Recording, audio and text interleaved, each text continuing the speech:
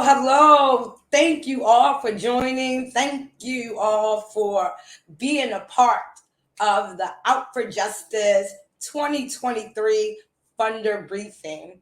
This is our first Funder Briefing. I'm so excited to have you all join us from across the globe, from across Maryland, from across Baltimore, and from across all communities, right?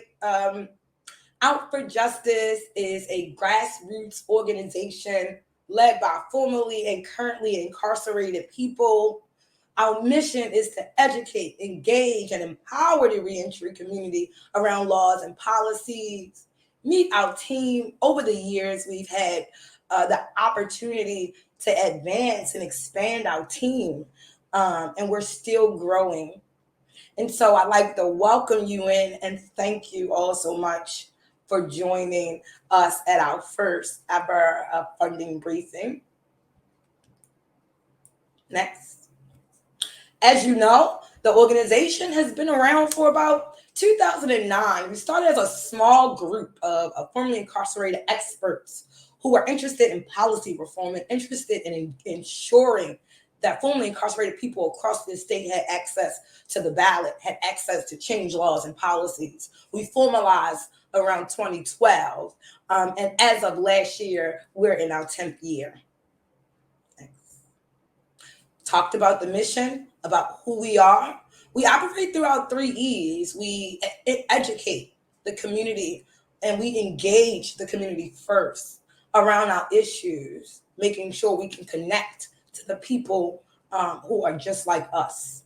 Then we educate, ensuring that the laws and the policies and the practices and the agencies are known widely to our people across the state, that they know how to navigate it. And then we execute, engage, empower. We empower those same individuals who people did not believe in. We empower us ourselves to advance laws and policies to ensure that we're getting Black and brown people free from these cages. Next.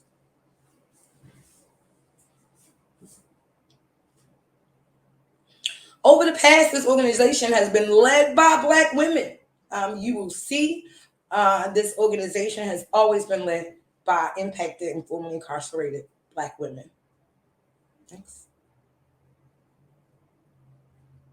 That's myself. So that's Nicole. I came into this organization just as a member, like really ready to, hit the ground running and be of service.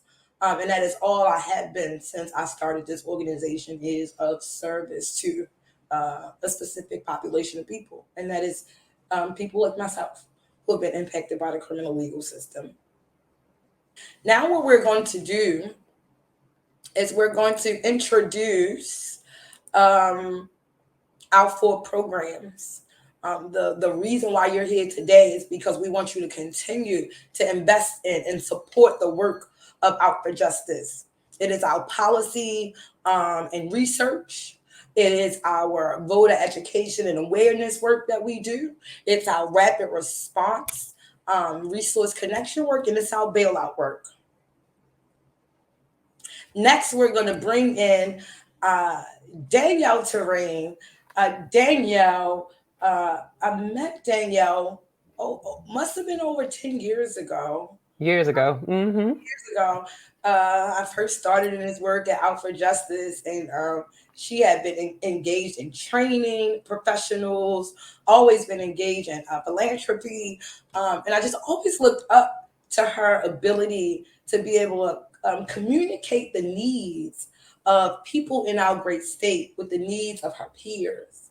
Um, Danielle did some phenomenal groundbreaking work here in Baltimore, ensuring that Black grassroots, one, building a Black led fund in Baltimore that had never been done before, let's be very clear, but also ensuring that as an organization or foundation was closing out, that she made sure that she kept grassroots groups sound and safe from one mentally collapsing, but also financially collapsing. And so, Danielle, I want to bring you in. One, talk a little bit about what you did here in Maryland. I mean, that what you did made a national news, and so I want you to talk a little bit about that, but also thank you for helping to ensure that Alfred Justice stays supported and funded. Um, um, was Absolutely. Nicole, I just want to say thank you. Thank you for creating a space. It is so unfortunately unique for us as funders to be invited into a conversation about such an important organization and have this opportunity to even, share strategy and just align with each other around the need to deepen investment. And so actually what I want to do is talk less about me, but actually about you because you have been one of my sheroes in this work and you have long held down an important space, not only in Baltimore, but across the state of Maryland, and also served as a national leader in this space. So I wanted to start by first saluting you and expressing my deep gratitude for the work that you have done as such a dynamic and visionary leader of this organization. I've had the privilege of witnessing your tireless leadership for years since the organization's founding years ago. I've seen you and your team of community activists and organizers really hold down a critical space for a population of our citizens and loved ones here in Baltimore and across the state that too often go without voice and quality representation in halls of power. And I've seen you just knock down those doors and represent in boardrooms and even on the street at the ground level, right? Same person, strong advocacy, but that takes work. And I just want to recognize that today. I've also seen you and your team often go with or without resources. And I say this as a prior funding partner to OFJ, that sometimes you have had to weather some storms and you've done the work consistently with or without resources, and even sometimes without the proper recognition that you deserve for how you've been holding space in this work, breaking down those barriers for our community, and demanding the absolute best for all of our beloved community members. Over the years, Nicole has consistently served as both a trusted voice for incarcerated women and returning citizens. She has also successfully built a thriving organization and movement, starting from humble beginnings. As I understand it, Nicole, you started as a volunteer and board member, and then for what was at the time a more nascent organization, a startup. And then under your leadership, you've been able to grow the team, its infrastructure, its strategy, its reach into a really incredible space. And so that should be applauded. You have also done this despite incredibly difficult times. So we talk about 5 years at least of your leadership.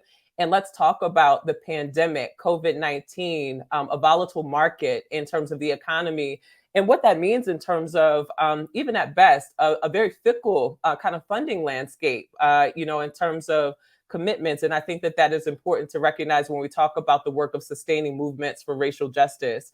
So for all that I and my colleagues have seen, we understand that there's far more that you and your team have poured into this work, and far more than we will ever fully be able to appreciate. This is also for this reason that I want to take this opportunity to really acknowledge the fact that Black activists, particularly Black women like Nicole and women on her team, too often go without the proper investment, platform, or recognition that they deserve. And to me, this warrants a call to action. And this is why I'm here today.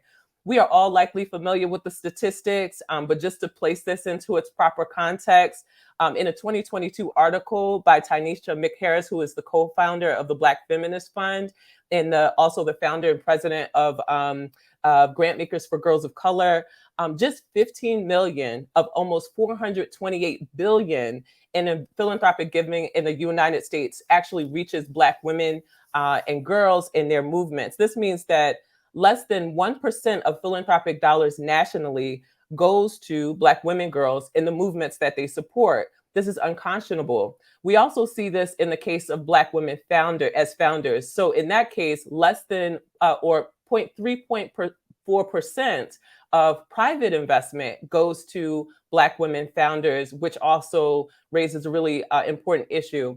I think it's important to stress as I close that there's a cost to this issue of underinvestment that goes far beyond even organizational implications.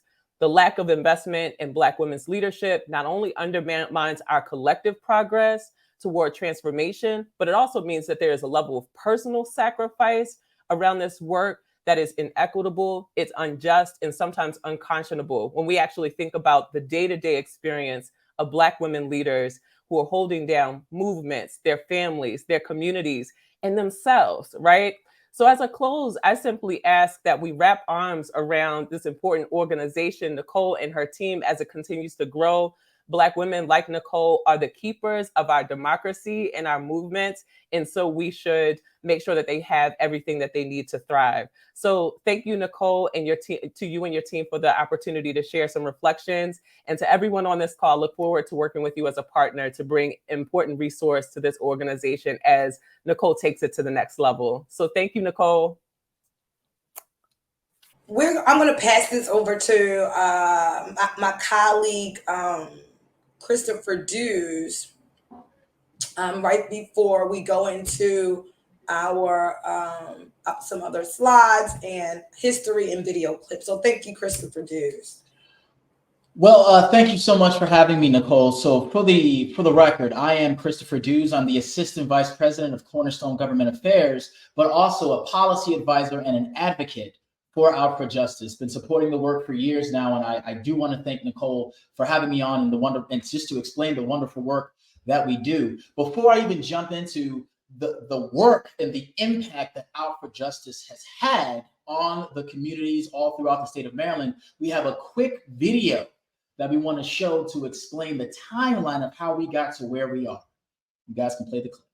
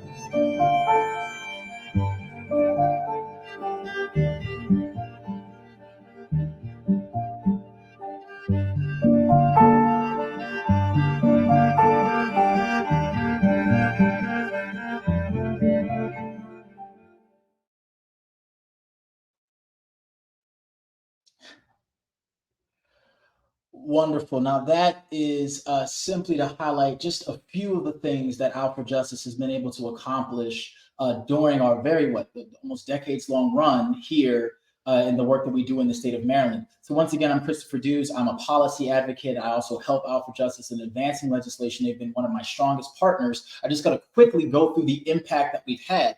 First of all, looking at legislative advocacy and voter education. If we could put that slide up on the deck.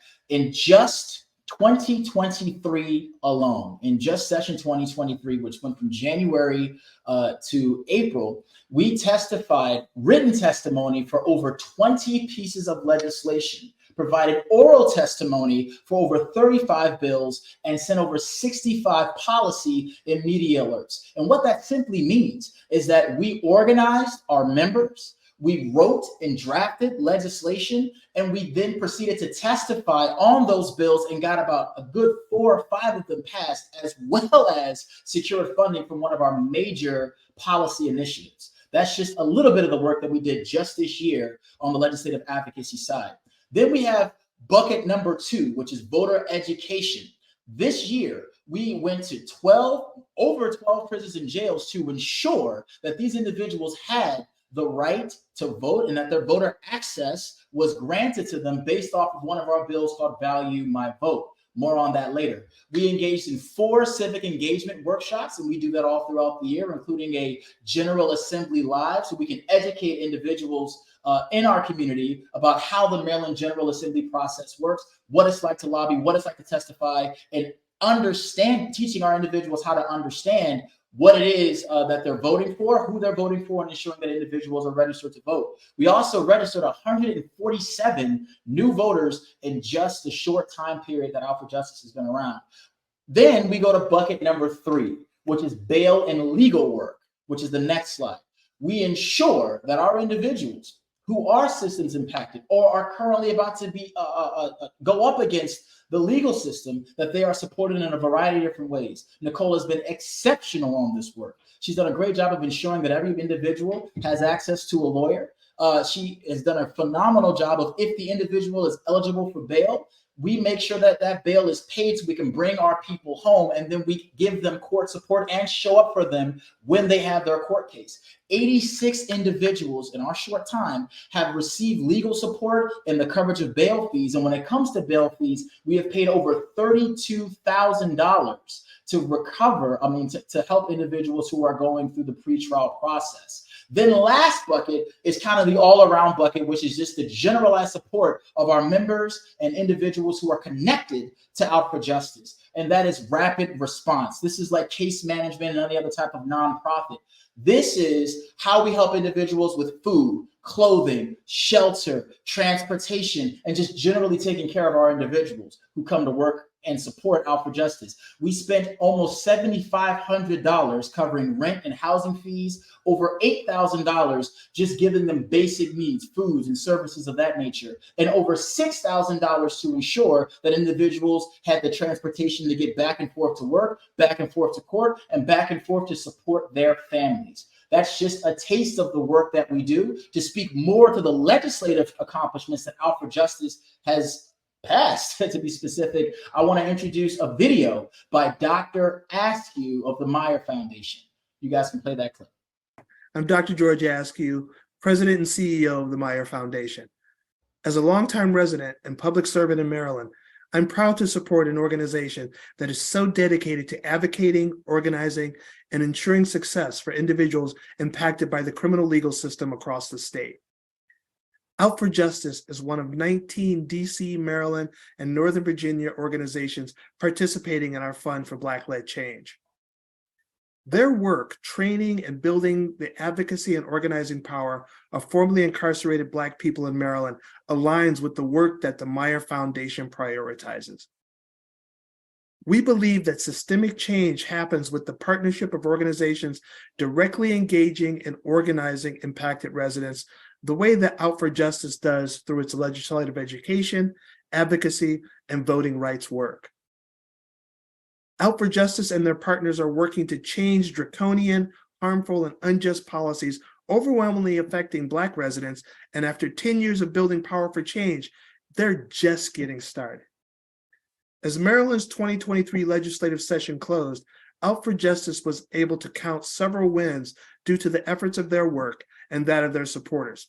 For example, getting the Maryland General Assembly to allocate millions in funding to build a women's pre-release facility, and getting both the REDEEM Act, which will shorten expungement periods, and the Prince George's County Reentry Employment Incentive, which will allocate funding to reentry programs in the county, both on their way to the governor's office.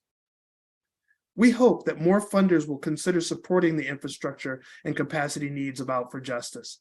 Their tireless advocacy and organizing, led by and alongside formerly incarcerated individuals is critical to ending the cycle of unjustly punitive policies in the criminal legal system.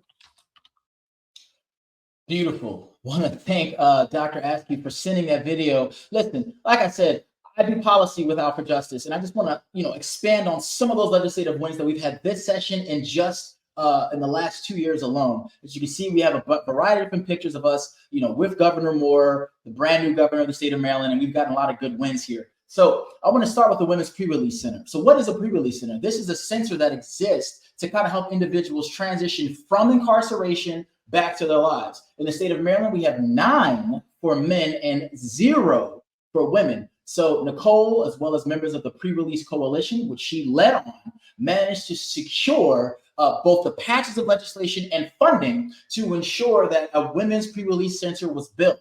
The bill was vetoed in 2020, and Nicole worked tirelessly to get that veto overwritten in 2021. Now, after that, we got $2 million put in the supplemental budget in 2022. We got $5 million put in capital and supplemental budgets in 2023, and $2.5 million for 2024 and 2025 to get this pre-release center up and running. And that's all thanks to the tireless efforts of Out for Justice and our partners, but more importantly, the tireless dedication that you see from our fearless executive director, Nicole Hanson-Mundell. 2 other quick pieces of legislation I want to highlight, and I'll pass the ball.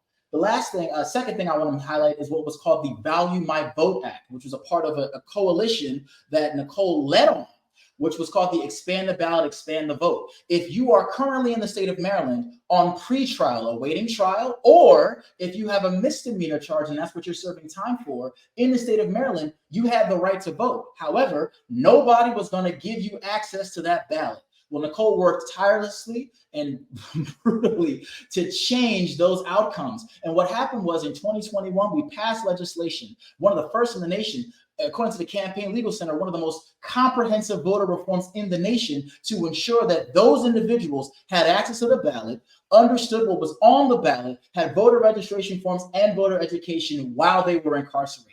That is no small feat. Had to do a lot of lifting to get that done, but Out for Justice got it done. And then lastly, as Dr. Askew mentioned, we have been on the forefront of pushing expungement legislation. We know that a criminal record is a massive barrier to employment, housing, public assistance, business loans, business licenses, and more. So we've been always active about if an individual has served their time, they should not be barred from these things because they have a record. In 2021, Out for Justice worked on legislation that looked at non-convictions. These are acquittals, dismissals, and null pros. And we ensured that if you were not found guilty of a charge, you didn't have to file for expungement. We had individuals that were not found guilty, but still had things on their record and did not even know it. So now we have a bill that passed that says after 3 years, that charge is automatically expunged and it's removed from case search so individuals can't see it because you weren't found guilty. But what about the people who were found guilty? Bill number 2 was called the Redeem Act, which Out for Justice drafted and supported and got passed. This looks at misdemeanors and felonies that are eligible for expungement. The way current law said was that after you have served your entire sentence, parole and probation, if you had a misdemeanor, you had to wait an extra 10 years to get that charge expunged. If you had a felony, you had to wait an extra 15 years to get that charge expunged. The Redeem Act, which we passed just this session and was signed into law on May the 16th, cuts those expungement waiting periods in half, from 10 years for misdemeanors down to 5.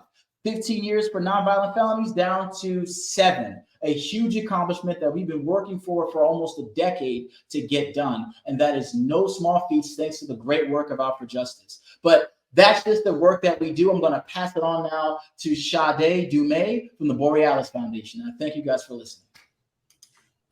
Hi, everyone. Out for Justice. Thank you for having me. I am Sade Dumas, a program director with Borealis' Spark Justice Fund. We work to support groups building power and groups working to change the material conditions on the ground through organizing. So the groups we support are led by people who have been most impacted by the carceral system. And when I think of Out for Justice, I think of how they support people in their community who need it most. I think about the many ways that they work to change the material conditions of people on the ground. And when I think of the type of leadership we support, Nicole Hanson is the first that comes to mind, as this organization has grown and expanded exponentially under her leadership. Spark Justice first started funding Out for Justice in 2020 when they established a rapid response fund for folks in East Baltimore at the height of the pandemic. We know that so many communities were left out of conversations of safety and providing for the essential needs, but Out for Justice supported so many folks with housing, mental health resources, and employment. And they still show up for the community in the same way today through various ways, including their annual resource fairs. To continue with the power building part, as Chris just said, Out for Justice did a statewide tour to register people to vote in carceral facilities in 2021.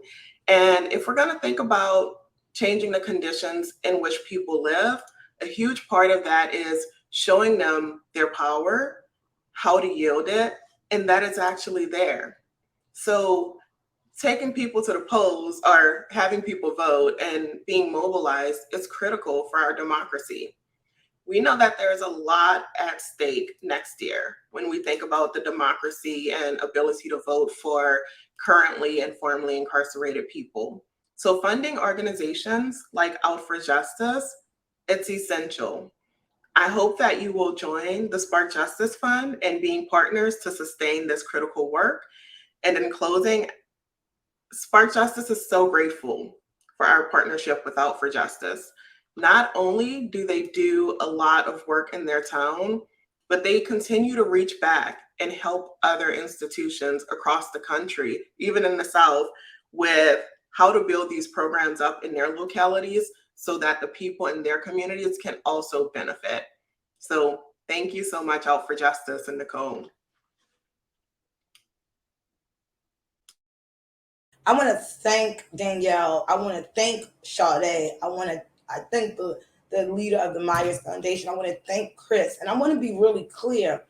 I know you're hearing my name a lot. And yes, I do give myself on the back because I worked my butt off. But I want to be very clear that I am nothing without my community believing in me.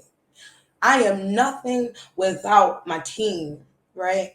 I am nothing without the Dewans, the Lolitas, the Craigs, the Melissas, the Elenas, the Teresas. I'm just dropping names because over the years of my leadership, there were key people, Etta Myers, Monica Cooper, Kiana Johnson, our partners that make us who we are. Christopher Dews. I met Chris back when we was in the same office working at another nonprofit while working for free over here Out for Justice because I believe in the mission so much that I knew one day we would have some funding to ensure that I could do this work equitably. I want to talk about a little bit about the voting work that Out for Justice does. Just to expand a little bit. Back in 2018 midterms elections, we were recognized. I was recognized for being one of the 8 women in the country who made a difference during the 2018 midterms. But that recognition didn't just come from me alone. It came because of the work that I was doing across this great state through the Expand the Ballot, Expand the Vote coalition. We supported local residents by hosting 8 voting parties across Maryland.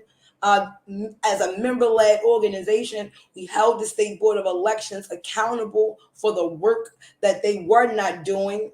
We ensured that we created the packets that were sent in our local facilities across the state.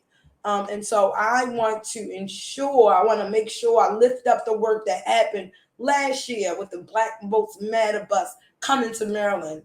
And I just want to say, every day, every hour, every minute, this work is being supported by formerly and currently incarcerated people. So I, again, thank you for lifting up my name, but also my name is because of the people who believed in me, because of the women like Sade and Danielle, and you're going to meet Stephanie, who took a chance on an organization that's led by formerly and currently incarcerated people. And so I want to bring up next Hi.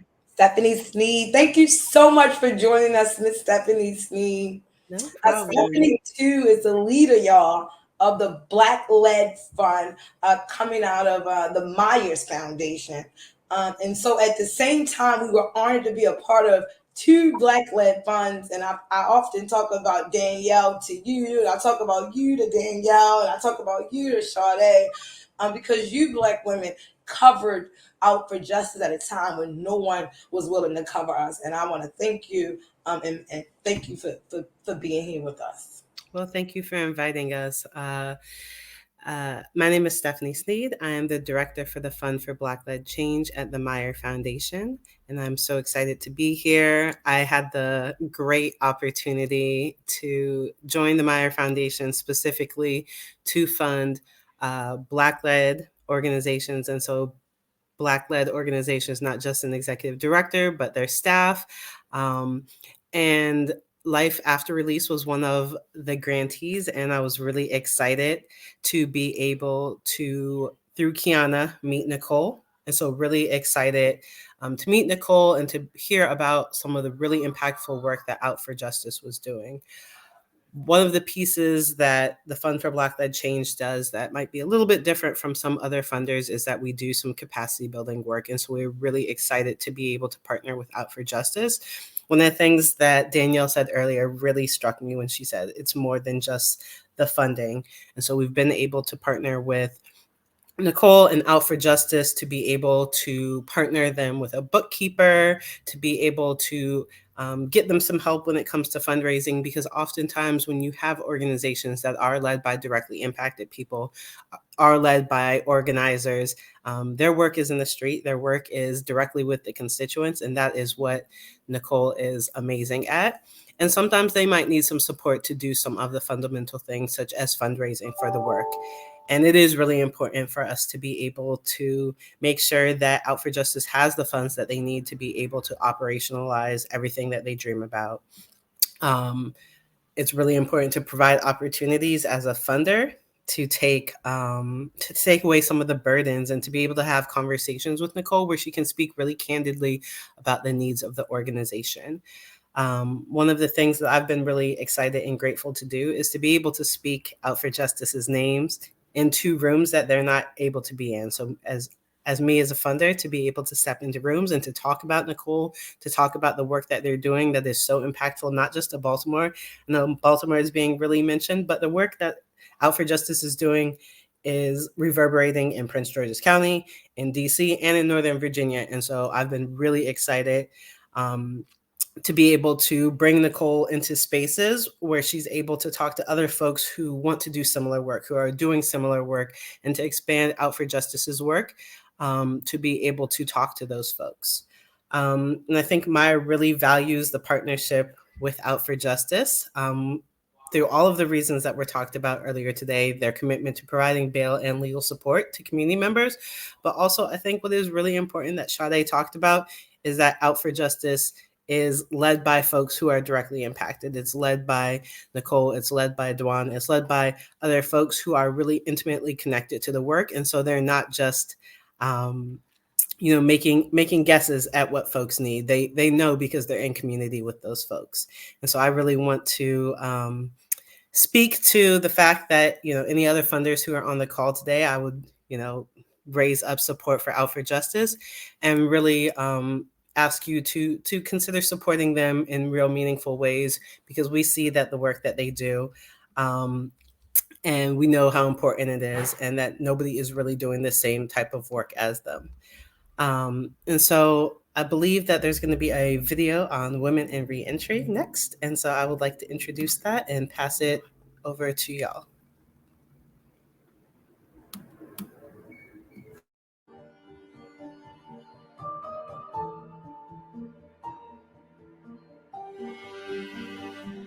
Good morning. My name is Natasha Newman, and I'm from Baltimore, Maryland, born and raised. So a little bit about my background is that I once was not in a good space, and I made bad decisions, which ended me up in prison and away from my family.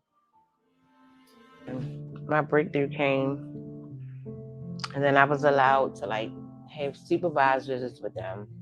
That went on for about a year. And then as I started to progress, I started to tap more into these resources and people that, was willing to help me and like did help me. And, I just surrendered, I gave in. I just knew that my children needed me, So it feels good now.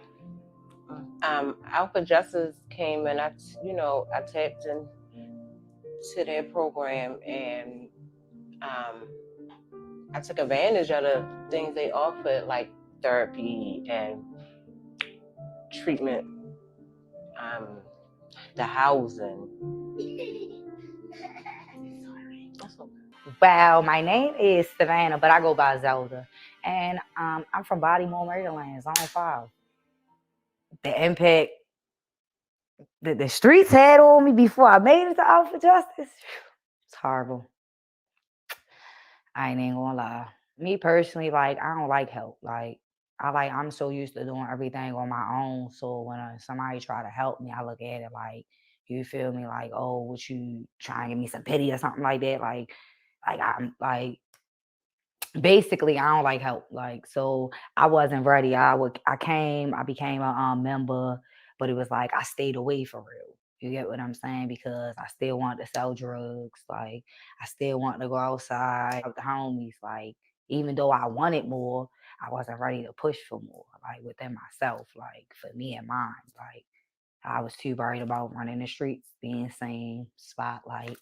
Like, that's just me. Like, what? Spotlight? Oh, I'm there. Now it's like, I just look at it like, that's not where I want to be at. Like, but do I want to help everybody that, you feel me, I done left back there? Absolutely. Like, I feel like I can make a difference. Like, I know I can. I ain't gonna say I feel like I know I can. My name is Tanya Hayes. I'm from Baltimore, Maryland.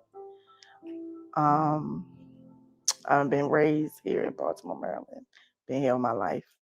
Well, I was incarcerated and it wasn't good. And from there, the jail I was in, they wasn't in good standards. I just basically just had to stay prayed up. And so on my point of release, thank God when I went to Jessup, I stayed there maybe a couple of months. And then when I went up for my hearing, I got immediately released. Thank God. And on my way home, I didn't have anywhere to go. I didn't have no family to go home to. I actually, a friend from in jail that I met came and got me from Jessup and allowed me to stay in her home for a couple of months. Once my daughter got on her feet and stuff like that, I was able to transition and move with her. Out for Justice supported me with expunging my record because I'm able to be expunged now. They dropped everything. They helped me with furniture. They helped me with my business plan. They helping me with opening up, not being shy. And I'm already a bold person, but they pushed that out of me. And I love that a lot. I came to grow with them, and it's like a sisterhood. It's an organization, but it's more like a sisterhood. Oh my God, that is so amazing. I don't oftentimes or anytime I'm in community, I'm with the community I serve, and so those same women on that video is here in the other room watching, and she'll be on it. She'll make some comments in the chat, but I'm so proud because I said to Tanya, I said, "You should have said I'm still writing my story. My story is still being written here at Out for Justice." One of our the rapid response needs of our people is important. Oftentimes, when we have to push policy reform, that takes years, right? But people still need help. They come to Out for Justice. We work with them to build what we call a personal development plan. That plan is to ensure that they know and we know what your mental and physical needs are, right? What's your goals over the next 6 years in that area? And what you want from us? What are your goals and your needs and your aspirations in terms of employment and trade skills? What's your goals? What's your aspirations? What are the things you need to do to get there? And how can we help you get there? And so that is one thing you do when you come to Out for Justice for our Get Connected Tuesdays. And the bail and legal work cannot be explained in less than 2 minutes. But our commitment is to first free Black women from incarceration, and not just free them by using money to free our mamas, but sticking with our mamas through what we call the DMV Black DMV Collective. That is what our partners at Harriet's Wildest Dreams and Life After Release. This work started far back, 2018, 2019, 2017, I don't know, but years ago, when we had nothing, we were committed to bailing out Black mamas and sticking with them. And that legal work, like Christopher talked about, is getting our people into a participatory defense hub and getting some structure around their cases, helping them understand what their timeline is. One of our Black leaders from the past, May Jemison, said, "Never be limited by other people's limited imagination. If you adopt their attitudes, then the possibilities won't exist because you will have already shut it out. You can hear other people's wisdom, but you've got to reevaluate the world for yourself." I want to introduce a short video asking for your commitment, asking you to make a decision today to support the work of Out for Justice, whether it's financially or using your own skill sets to bring to the table. If you're an artist, come teach formerly and currently incarcerated people how to draw, how to sing, how to do poetry. If you're an accountant, come share the skills of building a budget, right? Come share your skills with Out for Justice and our members.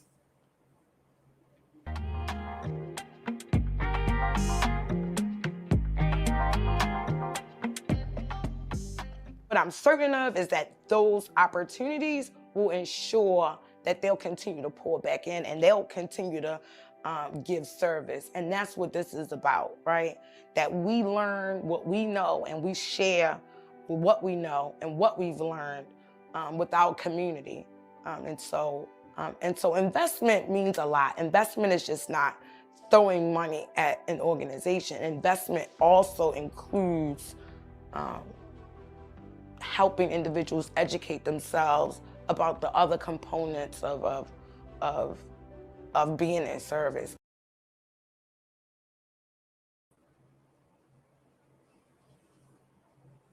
Here's our funder tiers, and we're gonna now turn it on to questions. We want to open it up to you, Maryland. We want to open it up to you, Harford County. We want to open it up to you, legislators. We want to open it up to you, foundation heads. We want to open it up to you, more importantly, the people who keep us moving and keep us thriving. Do we have any questions in?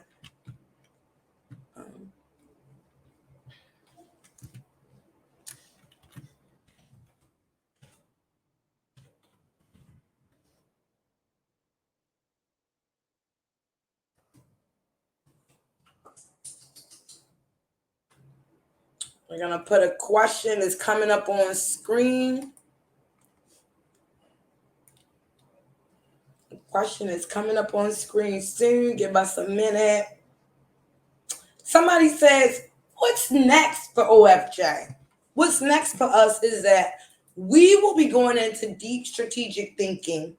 Borealis, prior to 2020, Borealis had gave us supported some funds some way back in like 2018, 2019. And that was kind of like the first year in 2020, we was able to strategically plan, and we had funding to do so.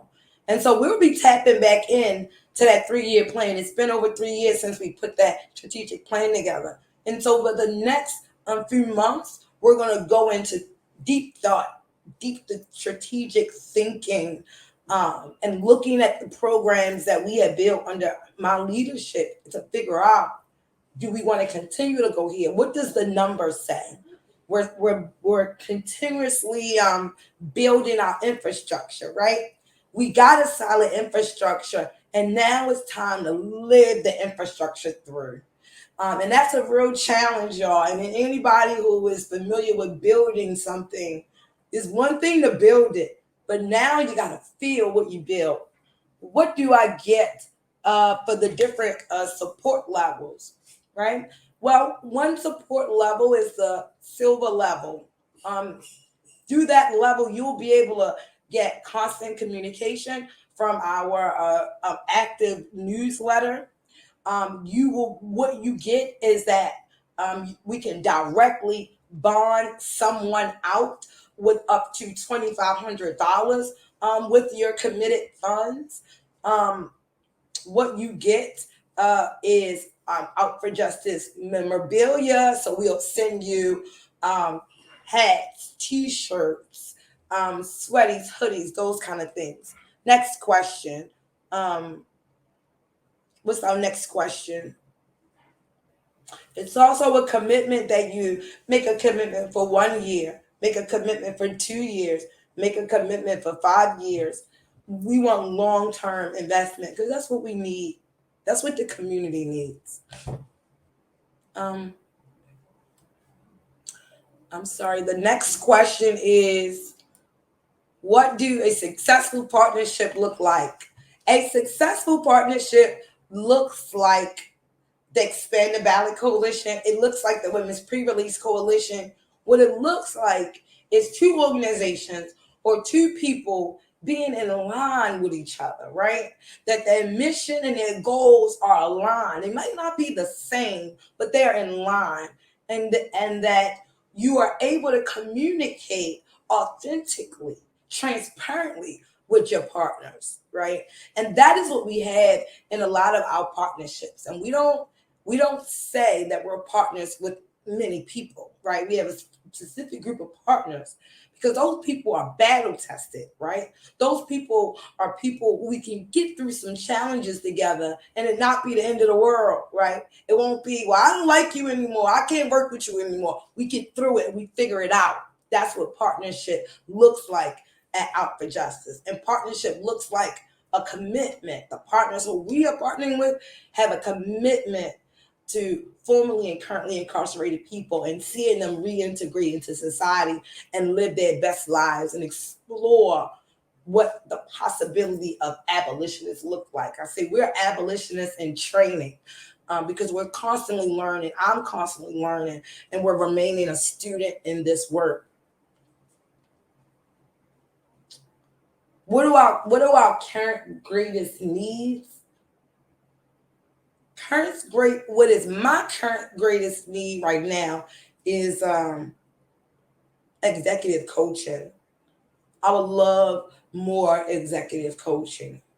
I would love more training opportunities for our members. I would love more organizing trainings for our members to really help them understand the world that they find themselves in this nonprofit world and this organizing world, and then understanding what it's all about. And I find it really difficult sometimes when we're taking people who have not traditionally been a part of the nonprofit workforce and we're putting them into the nonprofit workforce. I would love the ability to be able to get our members more grassroots training, more nonprofit navigation trainings, and more healing trainings, right? Because we got a lot of trauma with ourselves and we bring that trauma. I bring that trauma everywhere I go. And I want more opportunities to learn how to navigate that trauma and to recognize that trauma. And I want that for myself and I want that for our community. We have about 2 minutes. I want to again thank you all for joining us. Thank you all for supporting this great organization and the work that we have been doing over the last 10 years. I want to thank, again, all of the great partners that you see, all of the great funders that you see, the OSI, Fusion Partnership, Borealis, the Meyer Foundation, the Black Led Fund, Movement for Black Lives. Let us give a clap for Movement for Black Lives, y'all, because that is a group of organizers and leaders and professionals and impacted Black people specifically interested in doing movement work for Black people. And I am so honored. In 2023 and beyond, we're going to advance the Out for Justice infrastructure. We're going to increase our member engagement and reactivate our membership in committees. We're going to continue to build on relationships with our housing partners to respond to the rapid housing response needs. We're going to strengthen our partnerships and coalitions, and we're going to rebrand the Out for Justice communications and messaging. That's what we're going to be doing 2023 and beyond. Once again, I'm closing off. Thanks to Meyer Foundation. Thank Borealis Philanthropy. Thank you to the Oprah Winfrey Charitable Foundation. Had it not been for the work of Oprah Winfrey and making that big investment in Out for Justice, I don't know where we would be. Well, I do know where we will be. We was digging it out. But what that foundation did last year, the last 18 months, Oprah really invested in this organization, and I am so incredibly grateful for the Oprah Foundation, Open Society Institute, the National Bailout, which under the National Bailout is the Black Mama Bailout, Maryland State Bar Association. I want to thank Alicia Wilson for continuously wrapping support around me. I want to thank my board members, Karen York, Ray Kelly, Greg Carpenter, and Vince. Thank you so much. I hope I thank everyone, and I want to make sure I remind you all to donate. Tap our Twitter, tap our Instagram, like our Facebook page, go to our website, and continue to wrap your support around Out for Justice. Thank you so much.